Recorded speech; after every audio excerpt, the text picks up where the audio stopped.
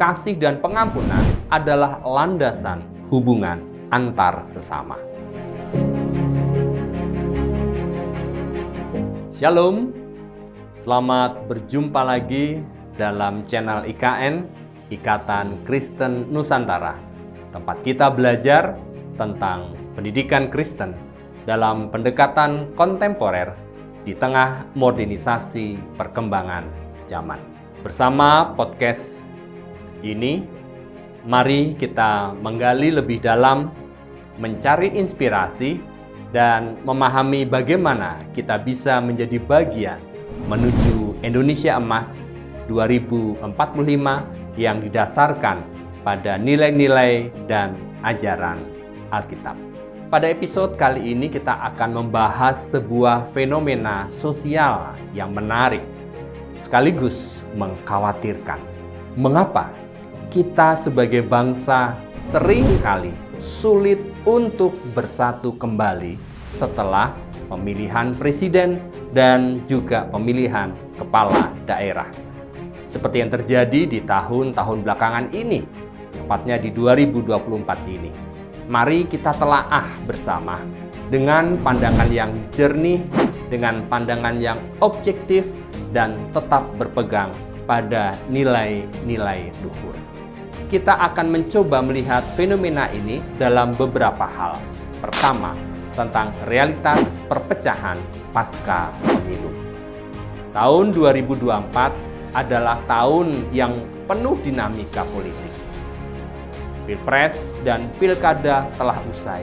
Tetapi sayangnya, bukan hanya euforia demokrasi yang tersisa. Di banyak tempat kita melihat masyarakat terpecah, terutama elit politiknya, akibat perbedaan pilihan politik. Retaknya hubungan antara keluarga, teman, bahkan komunitas menjadi fenomena yang cukup memprihatinkan. Salah satu faktor utama adalah polarisasi yang diakibatkan oleh kampanye politik yang sering kali menonjolkan perbedaan dibandingkan persamaan. Media sosial juga ikut berperan besar dalam memperkuat narasi kita versus mereka. Akibatnya, ruang dialog yang sehat menjadi sempit, digantikan oleh perdebatan yang cenderung emosional, saling ejek, nyinyir, fitnah tanpa data, sehingga terkesan destruktif. Sebagai bangsa, kita perlu merenungkan ini. Dalam Injil Matius 12 ayat 25, Yesus berkata, "Setiap kerajaan yang terpecah-pecah pasti binasa, dan setiap kota atau rumah tangga yang terpecah-pecah tidak dapat bertahan." Pesan ini mengingatkan kita bahwa perpecahan adalah ancaman serius bagi keutuhan komunitas kita. Selanjutnya yang kedua, mengurai akar masalah dan tantangan. Mari kita coba mengurai lebih dalam.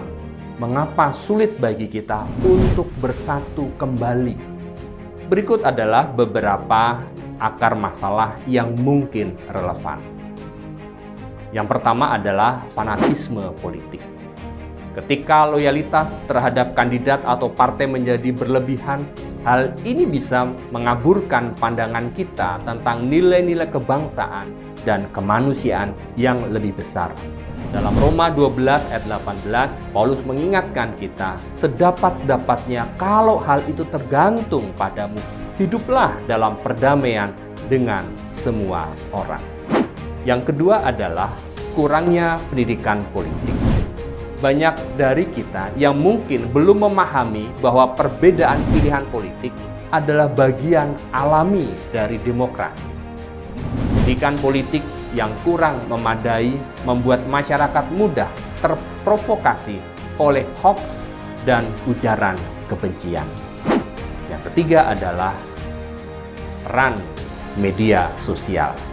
Algoritma media sosial sering kali memunculkan konten yang memperkuat keyakinan kita, sehingga kita sulit mendengar sudut pandang yang berbeda.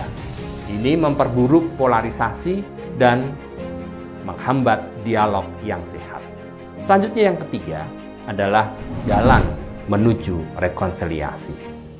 Lalu, bagaimana kita bisa memperbaiki keadaan ini? Berikut adalah beberapa langkah praktis yang dapat kita ambil, yaitu mengutamakan kasih dan pengampunan. Dalam Kolose 3 ayat 13, kita diajarkan untuk saling sabar dan mengampuni seorang yang lain apabila yang seorang menaruh dendam terhadap lain.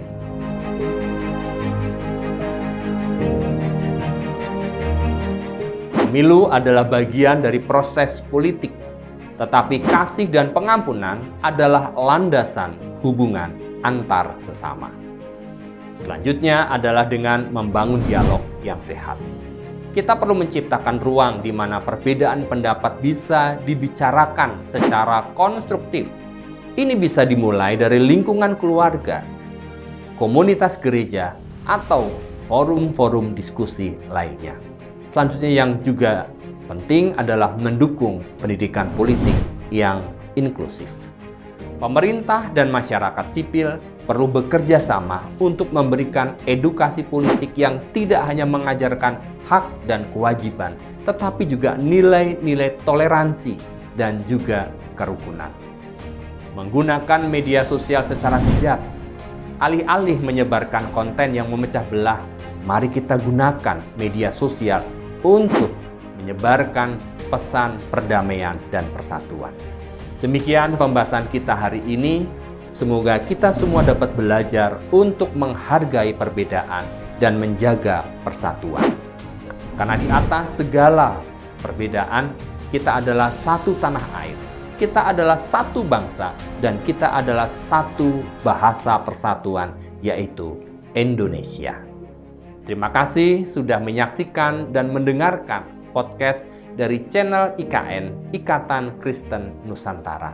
Jangan lupa untuk melihat dan berbagi episode channel IKN kepada teman-teman Anda. Sampai jumpa pada episode mendatang. Tuhan memberkati.